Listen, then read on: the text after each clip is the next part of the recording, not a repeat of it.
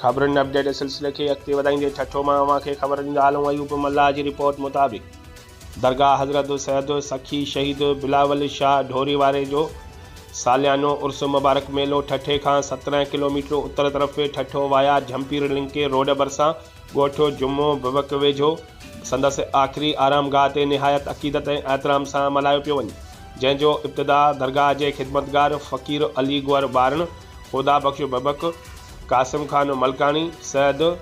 टांडो शाह शिराज़ी, जाम अली अकबर समो, चेयरमैन हसन सुमरो, अब्दुल अज़ीज़ मेमन, अब्दुल हकीम हेजब, नादर अली बारन, सिकंदर बबक ऐं ॿियनि मुरीदनि ऐं ख़ादमनि सां गॾु दरगाह ते चादर चाढ़े दुआऊं घुरण सां कयो। जॾहिं त मेले में मल्ल मलाखड़ो इनायत ख़ास केली ईसा साबिरो ऐं अमीन शीदीअ जी निगरानीअ में थी गुज़रियो।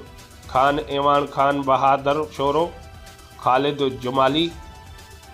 ट्रैक्टर शीदी, जीअंद लिगारी, हसनैन इम्तियाज़ मंगणहार, ख़ालिद बलोचो, हबीबुल्लाह नसरुल्लाह दादलो शीदी, नदीम मल्ला, सैयद रशीद शाह, नदीम नायो ऐं ॿियनि मल्ल पहलवाननि मल्हूं मारे ख़ूब इनाम ऐं दादो हासिल कयो,